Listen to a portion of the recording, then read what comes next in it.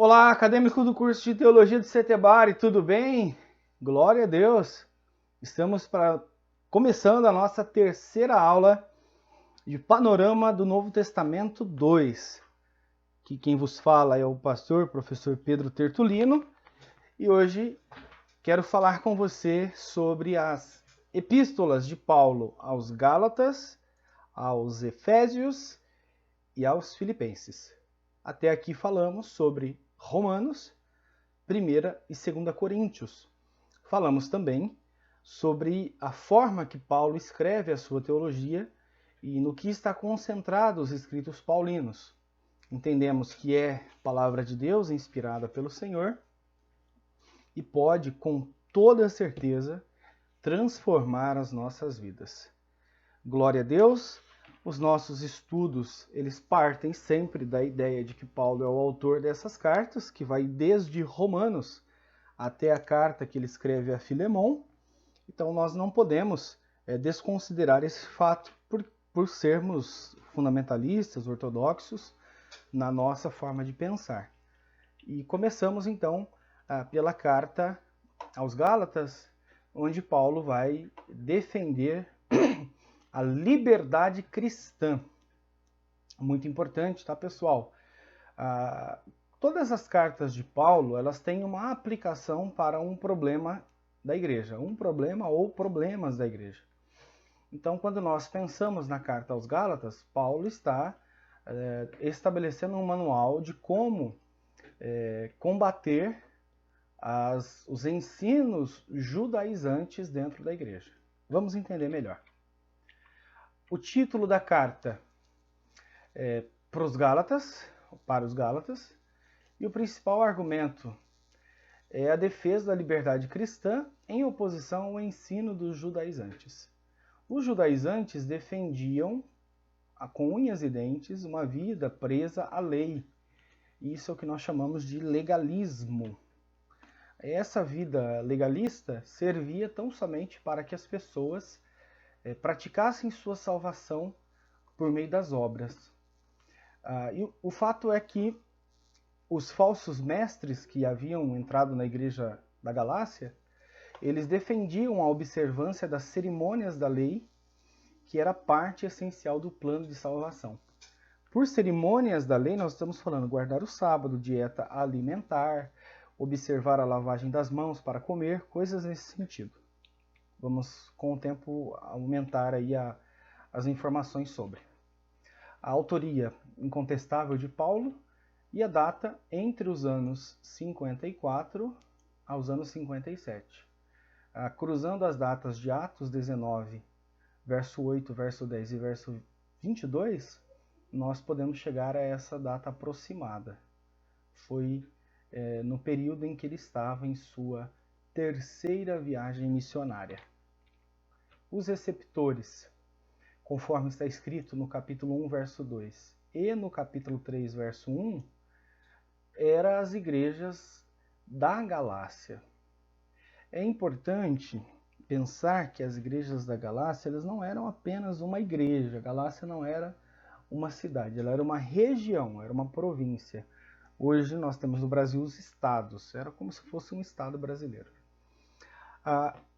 Um fato também importante sobre a origem dos cristãos, a cuja essa carta foi endereçada, é que antes deles morarem na Galácia, a Galácia é hoje a Turquia, eles moravam na Gália.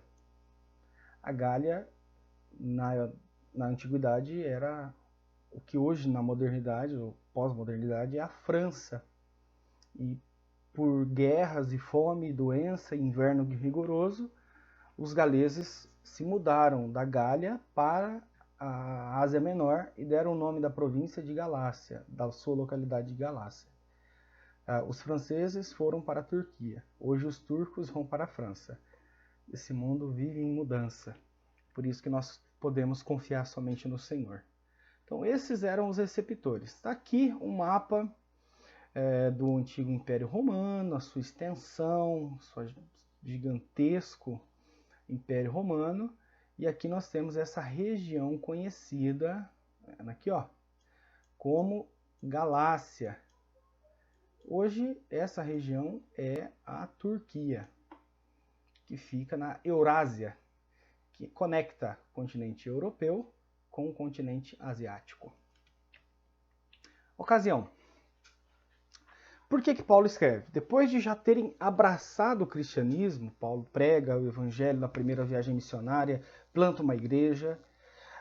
Muitos cristãos que tinham origem judaica voltaram a viver em função das práticas de obras, devido à influência de alguns agitadores denominados por judaizantes. Esses judaizantes eram pessoas que seguiam a lei de Moisés, que posteriormente se converteram, entre aspas, ao cristianismo. Mas eles acreditavam que para a pessoa ser salva não era apenas crer em Jesus e segui-lo, mas também crer em Jesus e guardar as obras da lei.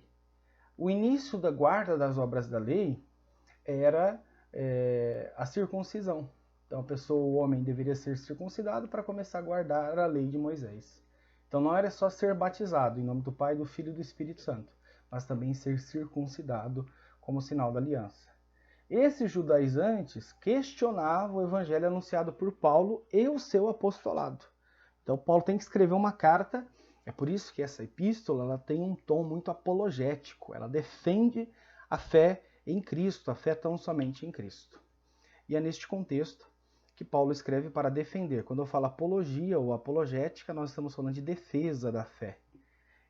Ele vai escrever a defesa da fé para contrapor as práticas das obras para a salvação. É importante, Paulo vai falar sobre a lei de Moisés no capítulo 5, verso 3. A lei de Moisés ela é única, ela é resumida nos 10 mandamentos, mas ela é expandida em cerca de 613 regras. E essas 613 regras são subdivididas em 3 grandes blocos. A lei de Moisés continha aspectos da civilidade do direito israelita, ou seja, para viver como nação, Israel deveria seguir a lei de Moisés no aspecto civil. Havia um aspecto cerimonial que remetia ao templo, ao tabernáculo, ao templo. Aí entra a comida, entra o dia sagrado, entra o ritual sagrado. E a lei moral, que era o cerne da lei, que era para preservar a comunhão do homem com Deus e do homem com o próximo. Normalmente, todas essas leis morais eram desobedecidas e havia uma ênfase muito forte na lei cerimonial e civil. Isso é aspecto comum do coração corrupto do ser humano, que desvaloriza o que é importante e valoriza o que não tem importância. Quando a igreja de Jesus é nascida no Espírito Santo, na descida do Espírito Santo em Atos 2, a lei de Moisés ela passa a ser para nós um referencial de palavra de Deus, mas não mais de uma ordenança para a igreja. Agora a igreja estaria sobre uma nova aliança. Essa nova aliança tinha uma moralidade reforçada, porém não havia associação com as práticas cerimoniais e civis, até porque a igreja não se aplicava a uma nação, mas às nações. E as nações haviam suas leis que deveriam ser obedecidas. E a cerimônia da igreja estava associada àquilo que está em Atos 15. Você pode ler lá. O texto diz que cerimonialmente a igreja deveria evitar comer sangue, carne sufocada e práticas de prostituição cultual. A prostituição é proibida em qualquer aspecto, mas cerimonialmente a prostituição cultual. Com isso, a igreja agora ela tem um novo código de ética para seguir o Novo Testamento. E o Novo Testamento consistia na pessoa de Jesus, em crer nele para a salvação, segui-lo para a santificação, viver, praticá-lo para diariamente ser mais parecido com ele, e tudo isso excluía as práticas judaizantes, o que para essas pessoas era um absurdo, porque para eles isso era muito fácil. A salvação ela é dada de forma muito fácil dentro dos méritos de Cristo Jesus. Então eles queriam dificultar o acesso à salvação por meio da judaização da fé, usando ali o judaísmo para ressuscitar práticas para introduzir dentro da igreja. Em Gálatas, Paulo deixa claro que Cristo cumpriu toda a lei para vivermos pela fé. Ele tem o direito porque morreu, e aquele que morre tem o direito de escrever um testamento, no caso, um Novo Testamento. Os propósitos dessa carta são bem claros. Primeiro era demonstrar cabalmente que as exigências da lei, como a circuncisão, nada tem a ver com a operação da graça de Deus em Cristo para a salvação sob o novo concerto. A ideia de Paulo é simples, pessoal. Não precisamos mais guardar as obras da lei para ser salvo. Reafirmar claramente que o crente recebe o Espírito Santo e com ele a nova vida espiritual por meio da fé no Senhor Jesus Cristo, e não por meio da lei do Antigo Testamento. Nós praticamos a lei porque somos salvos, mas não praticamos a lei para sermos salvos. E hoje nós temos esse problema. Criou-se uma ideia complexa de introduzir objetos da fé judaica dentro do cristianismo, como elementos místicos. Então nós temos aqui a prática, por exemplo, de tocar o shofar. Algumas igrejas têm essa prática. Segundo eles, é chamar a presença de Deus. O que chama a presença de Deus no Novo Testamento? Onde estiverem 2 ou 3 reunidos em meu nome, ali eu estou no meio deles. Então, a ideia de tocar o shofar para que Deus se faça presente é contraposto pela ideia de que o nome de Jesus sendo invocado por 2 ou 3, o Senhor já está presente. Nós temos aqui uma réplica da Arca da Aliança. A Arca da Aliança, no tabernáculo, representava a presença de Deus manifesta na terra. Nós entendemos que o Verbo se fez carne, literalmente ele tabernaculou entre nós, morreu, ressuscitou, ascendeu ao céu, enviou o seu Espírito que mora no coração de cada crente que, pela fé em Jesus, forma a igreja, o corpo vivo de Cristo, dispensando assim a necessidade desse objeto como sendo um referencial de culto. Eu não estou aqui criticando o fato de usar esses elementos como uma forma de aprender sobre a fé judaica, aprender sobre os costumes, mas uma coisa que nós temos que guardar o coração é fazer com que essas coisas não influenciem a nossa adoração ao Senhor. Nós temos aqui o exemplo do Templo de Salomão construído em São Paulo pela Igreja Universal do Reino de Deus. Foram gastos milhões de reais para a construção dessa réplica aumentada do Templo de Salomão. Nós entendemos que o templo foi uma tentativa de Salomão agradar a Deus. O propósito de Deus inicial não era um templo. O Senhor aceitou, mas não era o propósito inicial. O propósito inicial era uma adoração transitória, tanto é que o primeiro local de culto dos israelitas era uma barraca, apontando diretamente para o Cristo que viria. E a ênfase que se dava na centralidade do templo influenciou muito o sistema de opressão em Israel. E aqui nós vamos ter um problema. Por exemplo, nós temos Deus, para muitos Deus está apenas nesse lugar. Não pode ser invocado dentro de casa com suas famílias. Eu conheço uma senhora que ela pagava uma viagem de táxi de Sarandi até São Paulo para receber oração dentro do Templo de Salomão. A viagem ficava uns R$ 1.500. Era uma senhora aposentada. Ela ia até lá para dar uma oferta para receber oração. Isso mostra como esses aspectos judaizantes acabam invadindo a igreja hoje em dia, e é por isso que a carta de Paulo aos Gálatas é tão importante. Sobre o conteúdo da carta, nós temos, na explicação do Gordon Fee, uma argumentação exaltada com a comunidade eclesial dos Gálatas, formada originalmente de cristãos gentios, contra alguns missionários cristãos denominados por judaizantes, que insistiam que os gentios deveriam, antes de praticar o cristianismo, se adequar à lei mosaica, a circuncisão, para assim poderem ser considerados como parte do povo de Deus. O grande golpe de Paulo no argumento dos judaizantes é que, por mais que eles fizessem a guarda das obras da lei, ainda assim eles não conseguiam viver livres do pecado. E aí Paulo vai falar sobre obras da carne e fruto do Espírito, mostrando que a única forma do homem viver longe das amarras do pecado é viver uma vida cheia do Espírito, andar no Espírito, viver no Espírito. E é por isso que nós entendemos que as práticas judaicas, judaizantes na igreja, elas não nos aproximam de Deus, elas nos aproximam do nosso orgulho, da nossa arrogância, da nossa vontade de fazer as coisas de acordo com o nosso querer. É como se quiséssemos fazer os aventais de folha de figueira quando Adão e Eva pecou contra Deus. Vem Jesus sobre nós, com sua graça, nos cobre com seu sangue e nos dá o seu evangelho, puro e simples, para vivermos de acordo com a sua vontade. Amém? Este é o panorama da carta aos Gálatas. Gálatas do Antigo Testamento é basicamente um comentário do Antigo Testamento. E Paulo usa os exemplos da lei, usa os exemplos em Salmos. Tudo isso mostra que há, sim, biblicidade na epístola. Logo, a epístola está no Antigo, o Antigo está na epístola, e assim formando o cânon da palavra de Deus. Amém, queridos?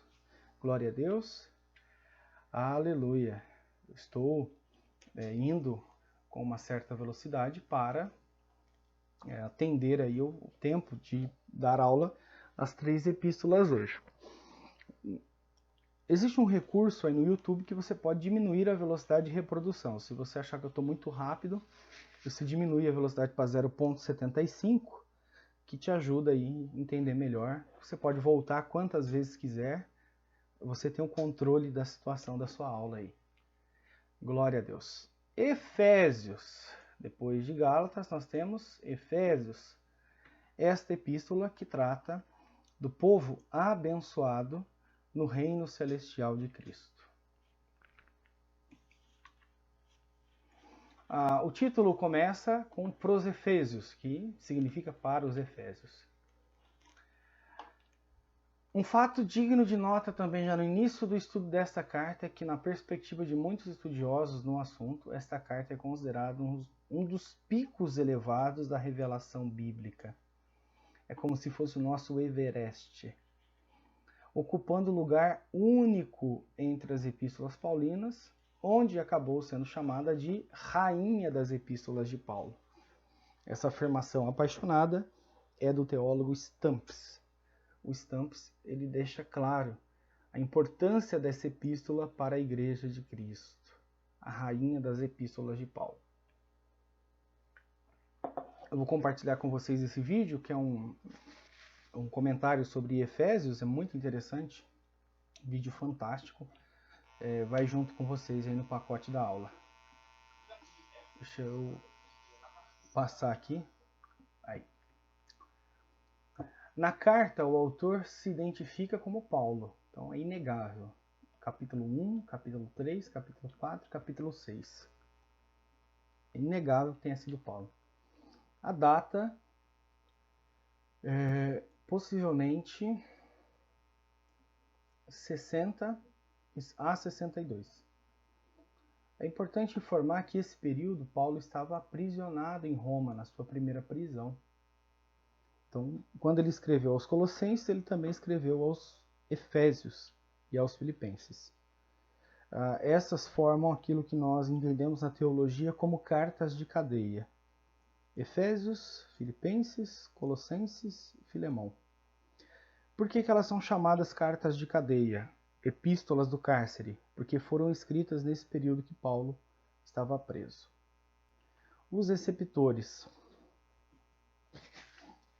A cidade de Éfeso e as igrejas que estavam ao redor da cidade de Éfeso. Éfeso era uma cidade fantástica, era uma das maiores cidades do Império Romano, uma mega cidade estruturada, uma cidade educada, uma cidade inteligente, intelectualmente enriquecida, e é lá que ela faz com que Paulo dê o seu melhor no aspecto literário. É por isso que essa carta ela causa tanta paixão nas pessoas. A ocasião. Paulo recebeu algumas notícias depois que ele foi embora, depois da fundação da igreja, o que está relatado em Atos 19 e 20. Esses relatos começaram a trazer preocupação para Paulo. Por quê? Porque a igreja estava vivendo sérias perturbações sobre a sua fé. E aí Paulo vai esboçar essa carta. O propósito. Nós podemos destacar como propósito para a redação desta carta uma exposição do plano de Deus, de acordo com o qual todas as coisas finalmente terão seu ponto de convergência em Cristo. Isso é lindo, tá? Ponto de convergência em Cristo. Isso é maravilhoso. Na perspectiva de Paulo, tudo existe para Cristo, por Cristo, para Cristo. Isso é muito lindo, isso é muito profundo. Tudo converge em Cristo. Um outro ponto interessante que Paulo aborda essa carta como propósito, os efésios viviam numa região muito tomada pelo paganismo, pela feitiçaria. E havia dentro daquela região da Ásia um temor ao príncipe deste mundo de trevas. E aí Paulo vai mostrar o poder, a autoridade, a soberania de Cristo sobre tudo e sobre todos, inclusive sobre o príncipe das trevas. Então estes propósitos nos mostram de forma linda e maravilhosa sobre isso. Sobre o conteúdo da carta, nós temos a ideia que Paulo estava preparando os crentes para enfrentar aquela batalha espiritual. E isso vai reverberar para o tempo. Nós temos em Efésios capítulo 6, dos versos 10 ao 24, a seção que Paulo fala sobre as armaduras espirituais. Aqui eu usei uma ilustração para mostrar os itens dessa armadura. São 7. 1, 2, 3, 4, 5, 6 e 7. Todos esses termos, verdade, justiça, evangelho, fé, espada do Espírito, salvação, oração, tudo isso é algo que está associado ao novo nascimento. Então todos os itens dessa armadura cristã, elas são mostradas como sendo doadas gratuitamente pelo Senhor quando nos convertemos a Jesus. Quando nascemos de novo, somos revestidos dessa armadura, essas armaduras espirituais que nos capacitam para o combate. Todos os itens presentes nessa armadura de um soldado romano, acredita-se que Paulo esteja escrevendo quando ele estava preso a um soldado romano, e ele escreve olhando para o soldado. A ideia é bem simples. Paulo acredita que todos esses itens de defesa que estão na armadura estão presentes no Evangelho. A única coisa que nós temos para atacar é a espada do Espírito, que também está associada à oração. Então nós, conhecendo a palavra e vivendo uma vida de oração, estaremos sempre protegidos com a nossa mente, com o nosso coração, com o nosso corpo, dos ataques de Satanás. Isso é muito importante, tá, pessoal? Nesse tempo em que nós andamos com tanto medo, nós somos protegidos e guardados pelo Senhor. Amém? Concluindo, a relação dessa carta com Efésios está tanto nos profetas, quanto no Pentateuco, quanto na poesia, Isso, Salmos, Isaías, Gênesis. Então, tudo isso mostra que é uma carta que também está alinhada com os propósitos do cânon da Bíblia Sagrada. Concluindo Efésios, nós chegamos em Filipenses. Hoje eu acredito que nós vamos chegar a Filipenses. Eu não sei se não vamos chegar a Colossenses, mas vamos tentar. A data, mais ou menos 61 depois de Cristo, foi escrita também por Paulo quando ele estava preso. Escrita por Paulo. Então nós temos a autoria, temos a data, e o tema é alegria. É a carta que fala sobre alegria. É a carta que ensina sobre a alegria. Isso é muito interessante. Paulo estava preso, foi visitado por um irmão chamado Epafrodito, e ele trouxe informações sobre a igreja e lhe entregou a oferta enviada pela mesma. Essa igreja era muito generosa quando Paulo estava prisioneiro. Esse Epafrodito, ele quase morreu nessa viagem, uma doença terrível, mas estava se recuperando e agora voltaria para Filipos. Basicamente, essa carta, ela tinha, quando Paulo escreve, ela tinha dois propósitos. Primeiro, agradecer. E aqui é um ponto importante para esse tempo que nós vivemos, que nós, eu falo nós, eu estou me referindo a nós mesmos, estamos totalmente aí associados a nos esquecer de agradecer as pessoas pela generosidade que elas exercem nas nossas vidas.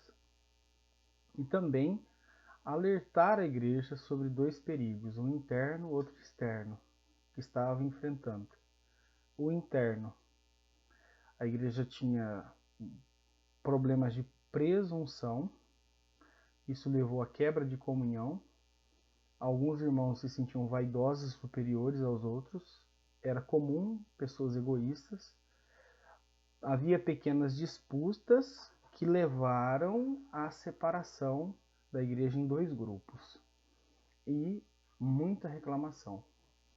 E o segundo propósito era o perigo aquelas heresias dos judaizantes, como nós entendemos agora há pouco em Gálatas. Isso também acontecia em Filipos, e Paulo prepara a igreja para isso também.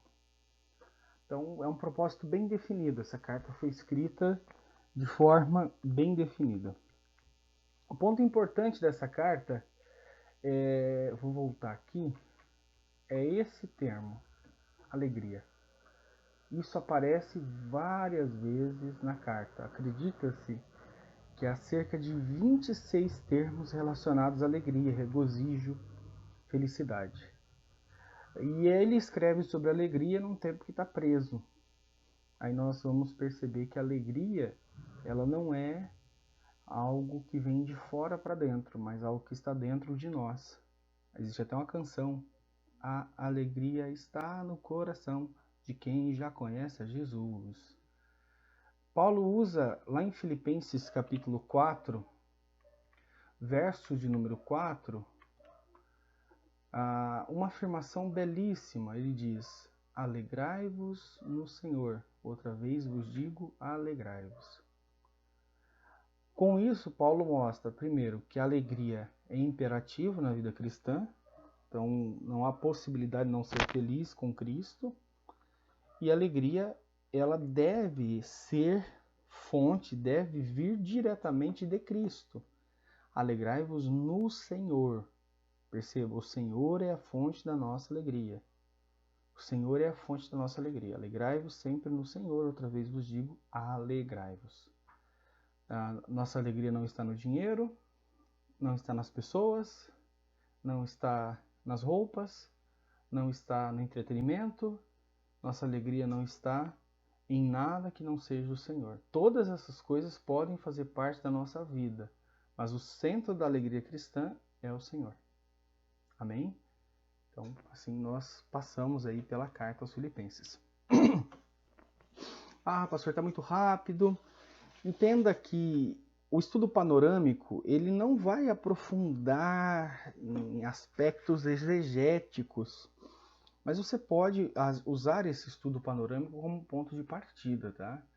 É um ponto de partida para que você vá além, vá mais fundo. Mas já dá para você ter uma ideia muito boa do que nós estamos tratando.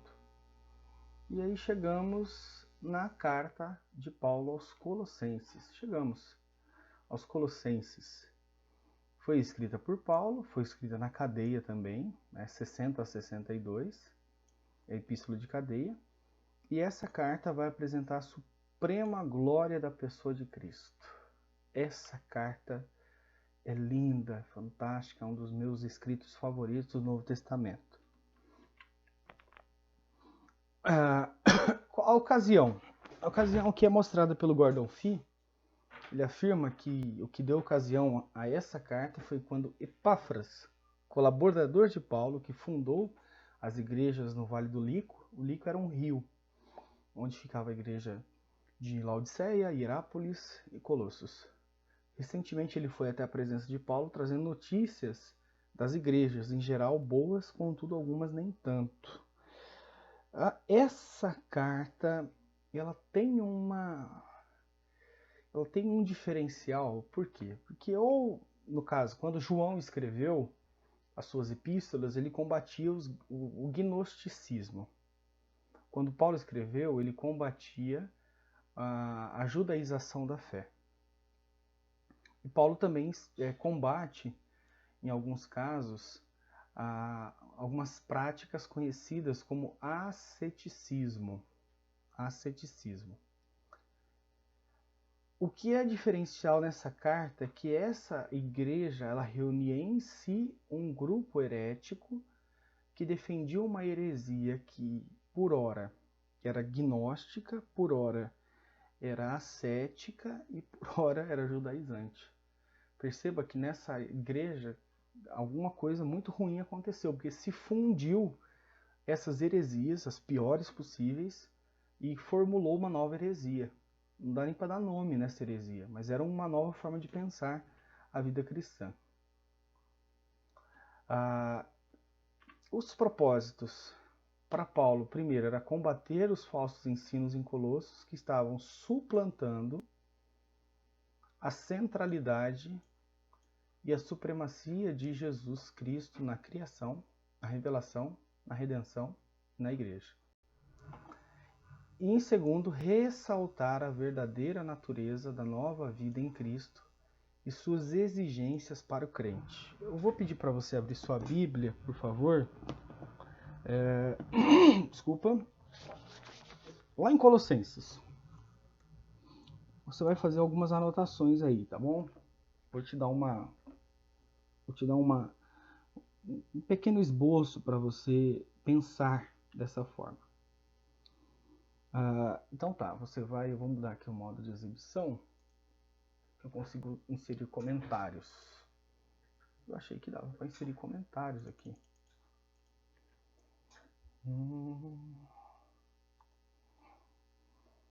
Deixa eu ver aqui. Peraí, pessoal. Ok, vamos voltar aqui. Pega lá, por favor, o capítulo de número 2 da carta, no verso 8. Aqui eu tenho as heresias que havia dentro da igreja e que eram usadas para que as pessoas suplantassem a centralidade e a superioridade de Cristo na salvação. Então, dos versos 8 até o verso de número 9, nós temos o combate de Paulo em relação... Meu Deus, deixa eu apagar isso aqui, ficou horrível. No verso 8 e no verso 9, vou fazer duas bolinhas aqui. No verso 8 e no verso 9, nós temos o combate de Paulo àquilo que era chamado de gnosticismo. Por gnosticismo, nós entendemos um conhecimento superior. Gnosis traz a ideia de conhecimento. Então, eles acreditavam que para ser salvo não era apenas crer em Cristo, mas adquirir esse conhecimento superior. E o gnosticismo negava o fato de Jesus ter um corpo humano, porque o gnosticismo defendia a diferença entre a matéria e a alma, sendo a matéria o corpo mau e a alma sendo o bom. Na prática, isso seria pecar contra o corpo. A pessoa poderia se prostituir, fazer as piores coisas com seu corpo, desde que isso não atingisse a alma, não haveria nenhum problema. Então a igreja tinha uma ala que defendia esse pensamento gnóstico, mas havia também o pensamento esotérico, ou o pensamento sincrético, que misturava elementos da magia, da superstição naquele culto. E isso Paulo vai falar sobre no verso número 10. Não só no verso número 10, mas ele também fala sobre isso no verso de número 18. 10 e 18. Assustador. Acreditava no culto de anjos, aparição de anjos, coisa assustadora. E para ajudar a refrear a dor do corpo, da carne, os colossenses ensinavam o rigor ascético, que vai do verso 11 até o verso de número 23. Isso aqui era assustador. Um cara pecava como queria, acreditando no gnosticismo, cultuava os anjos nessa prática esotérica e depois castigava o corpo por meio ascético, cometendo ascetismo ou asceticismo. Por ascetismo ou asceticismo, nós temos a ideia de que a pessoa pode castigar o corpo físico para que nesse castigo do corpo físico os pecados sejam purificados. Nós temos o exemplo daquele filme Código da Vinci, não sei se você já assistiu, um livro do Dan Brown, virou filme, Tom Hanks, e lá existe um padre, o padre Silas, que ele comete vários crimes, ele é um assassino, mas para pedir perdão a Deus desses crimes, ele faz com que seu corpo sofra. Ali nós temos a prática ascética. Tá, pastor, tá um monte de coisa, o que isso significa na prática? Beleza. A ideia que se tem hoje de gnosticismo é que existem algumas pessoas dentro da igreja que podem ter um conhecimento superior. Infelizmente, tem muita gente esotérica na igreja. Acontece muito de você ver cristãos ligando o rádio pela segunda-feira de manhã para ler o signo, para saber que roupa usar, o que vai acontecer naquela semana, tirando totalmente o controle das mãos de Cristo, colocando ao acaso.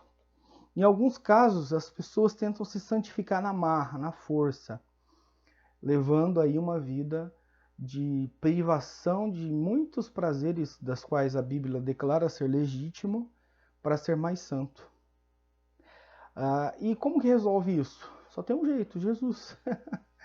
E aí nós temos Paulo, o capítulo 1 dessa epístola é belíssimo, o capítulo 3 mostra quem é Jesus na nossa vida, pensar nas coisas do alto, buscar as coisas do alto. Então seria isso, pessoal. Epístola aos Colossenses, epístola aos Filipenses, aos Efésios e aos Gálatas. Bons estudos, tudo de bom para você, sucesso, paz, prosperidade. Fiquem com Deus na paz do Senhor.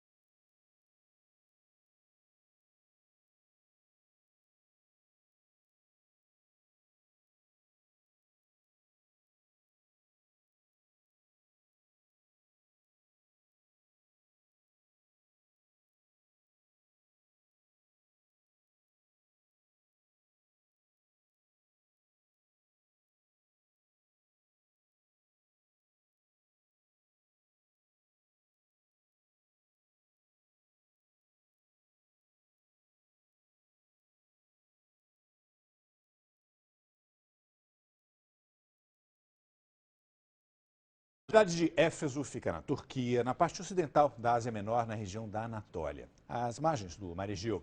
Boatos históricos falam que a fundação da cidade foi por volta do século XI a.C.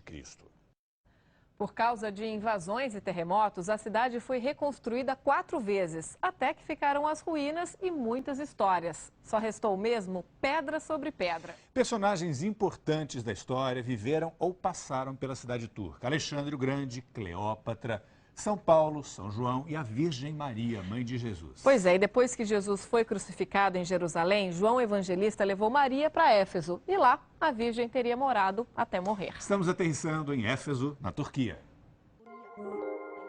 Éfeso recebe milhares de turistas por dia para ver uma cidade em estado lamentável. Em parte, é mesmo resultado da destruição, pelo tempo, pelas invasões, que foram muitas, e pelos terremotos na antiguidade. Mas as pedras falam sobre o modo de vida, os ídolos, as crenças e as descrenças. Éfeso foi uma das cidades mais importantes do mundo pagão. Mais tarde, foi uma das mais importantes do mundo cristão, só atrás de Atenas e Jerusalém. Os apóstolos Paulo e João pregaram por aqui. Paulo foi preso e expulso da cidade. Éfeso chegou a ter entre 400 e 500 mil habitantes. Isso quando estava em grande forma, por volta do ano de 63 d.C. Eram pessoas chiques, intelectuais e escravos. Éfeso também recebeu filósofos, Heráclito, Tales e Isidoros.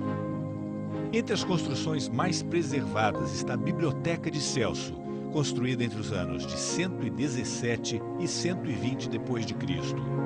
Celso foi um filósofo grego do século IV. As estátuas da fachada são de Sofia, a deusa da sabedoria, Árete, a deusa da honra, Enóia, da inteligência e da coragem, e Episteme, a deusa da ciência. São cópias, as originais estão no Museu de Éfeso. A biblioteca chegou a ter 12 mil rolos de manuscritos. Foi a terceira mais importante depois de Alexandria e Pérgamo.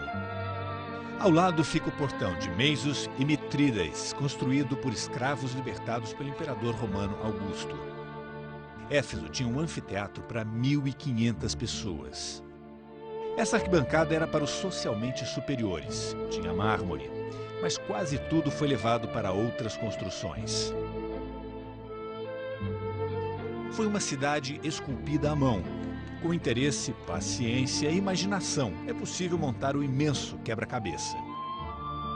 A habilidade, o talento e o trabalho dos seres humanos está em cada detalhe, com fartura. Detalhes como os retalhos de mármore no chão, numa rua toda de mármore. Centenas de esculturas e painéis em alto relevo. Éfeso foi um importante centro comercial e uma das cidades mais ricas da região. Daí a grandiosidade e a elegância e as invasões. Por causa de terremotos e invasões, Éfeso foi reconstruída 4 vezes, até que a areia cobriu tudo. As escavações começaram há 100 anos. Ainda há muito o que descobrir. A maior parte do que sobrou é do período romano. Muito sobrou do estádio, com capacidade para 24 mil pessoas. Tem 3 andares e 18 metros de altura. É monumental. O espaço era usado para eventos de música, cerimônias religiosas, discussões sobre questões da cidade e jogos, inclusive lutas de animais com gladiadores. Essa era uma das 5 entradas da plebe. Diante do estádio fica a avenida que dava no porto. Era movimentadíssima e iluminada. Quando o porto foi assoreado, a cidade entrou em declínio. Atualmente o mar fica a 5 quilômetros de distância.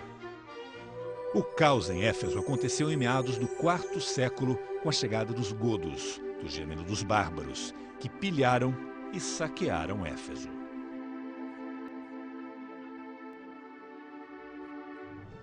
Subindo por uma estrada asfaltada, vamos para o topo de uma montanha e chegamos ao Santuário da Virgem Maria. No caminho, painéis contam a história do santuário em vários idiomas. O local onde teria morado a Virgem Maria recebe anualmente milhões de visitantes. A casa onde a Virgem teria morado parece, e virou mesmo, uma igreja do século IV. Atualmente, apenas a parte central, onde está o altar e uma sala à direita, estão abertas aos visitantes. As fotos no interior são proibidas, mas nós pegamos no arquivo imagens gravadas em 2008 por uma equipe do Globo Repórter. Agora, o altar tem as fotografias dos papas Paulo VI, João Paulo II e do Papa Bento XVI, que visitaram o santuário. É possível parar um pouquinho para orações, mas não muito. Explica-se pela quantidade constante de turistas em visita à Casa da Virgem. Nesse local, Maria teria vivido aos cuidados do apóstolo João, depois da crucificação de Cristo em Jerusalém. Do lado de fora, há locais específicos para velas e orações mais demoradas. Abaixo da casa fica uma fonte. A água teria poderes curativos. É a água de Maria. Esse espaço é para a celebração de missas. Os papas João Paulo II e Bento XVI rezaram missas aqui. O santuário também é visitado por muçulmanos que reconhecem Maria como mãe de um de seus profetas. A descoberta da Casa de Maria aconteceu no final do século XIX por 2 sacerdotes da congregação lazarista francesa. Os sacerdotes partiram das informações dadas pela mística alemã Katharina Emmerich, de um povoado de Westfália. A religiosa foi beatificada pelo Papa João Paulo II em 2004. Receberia visões da vida de Jesus e da Virgem. A procura resultou na descoberta entre ruínas de uma casa do século I. Maria teria também sido enterrada nessa área, mas daqui para lá ninguém passa.